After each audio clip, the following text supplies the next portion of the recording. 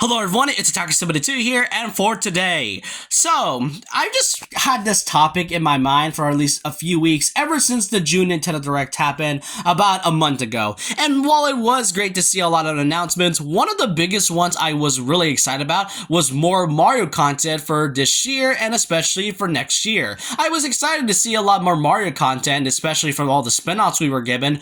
However, there's one thing I did notice, and I feel like some fans have noticed this as well, but don't you think it's kind of ironic that out of all the years, 2023 is such a random year, but yet Mario has gotten the most jam-packed content out of every single year than the actual 35th anniversary back in 2020. And what do I exactly mean by that? Well, let's kind of first talk about what exactly happened during the 35th anniversary. First of all, at around September of 2020, where, it was one of the worst years for a lot of gamers and basically everyone else.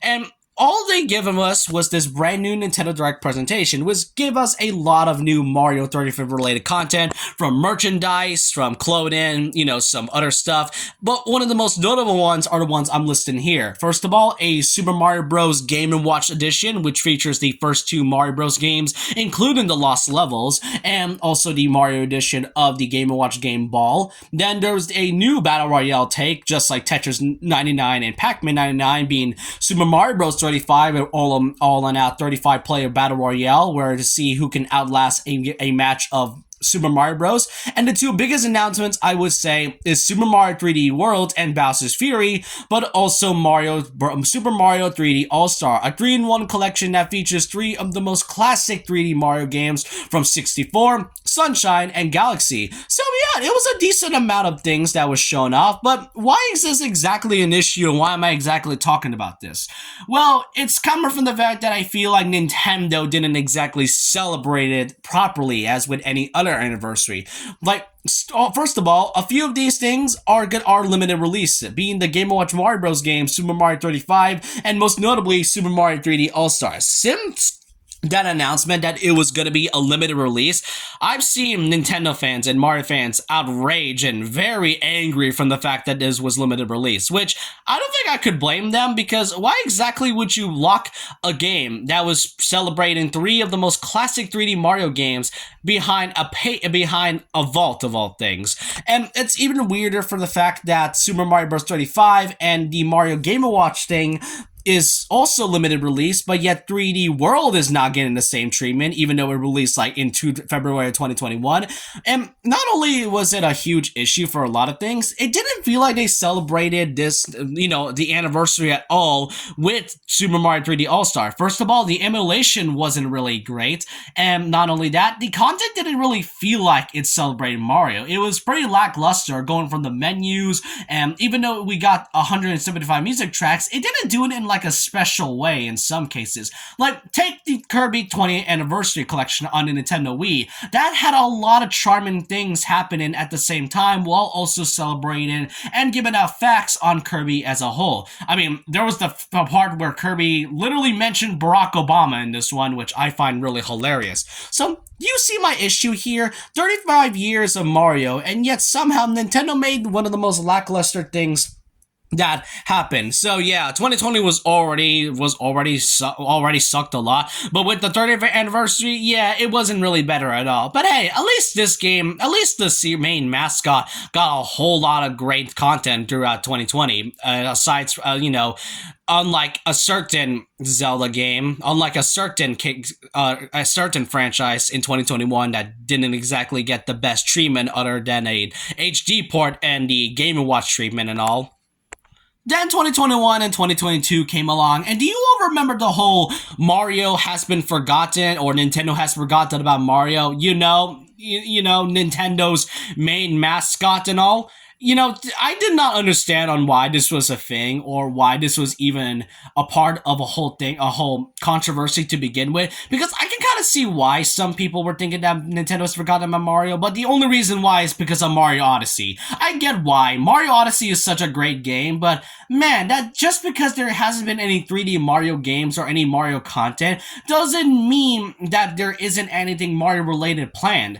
And then 2023 came along, and that's kind of where the whole Mario has been forgotten, has been fully debunked with a lot of content that will be coming out from this year and then next year. First of all, early on April, we got the biggest collaboration that Nintendo has done with Illumination, which I really find it so strange that they did with one of the worst and most greediest companies out there, with the Super Mario Bros. Movie. And I gotta say, one of the best things they've made in a long time. The characters were charming, animation was beautiful, and I will say, despite Illumination's weird reputation on their movies, except for Despicable Me 1, I will say that Super Mario Bros. Movie is one of their best, if not one of the best movies they have ever made. It was already a huge thing, and especially from the fact that this has made $1 billion in the span of a month. Keep in mind, this is without Japan's release, because if I recall, that didn't come out until May of this year.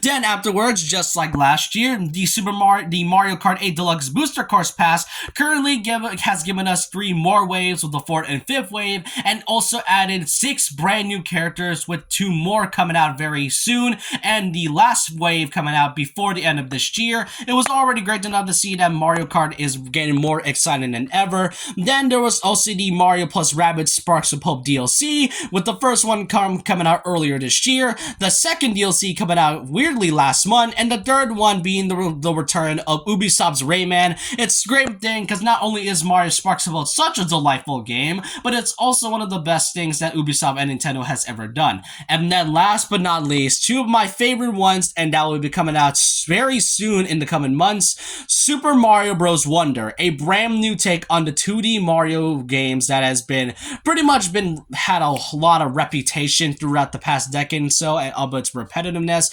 Now taking on a brand new uniqueness that no 2D Mario game has done since in like a past decade, and the return of the classic Super Mario RPG Legend of the 7 Stars, a whole remake which returns classic characters from Geno and Mallow, and basically everything that Square Enix and Nintendo has done throughout their history. It was great to see that we're gonna get a lot of content for 2023, and that's kind of why I'm mentioning this right now, just because there's been so much content that is here in 2023, and that's not it. 2024 still has more Mario related content.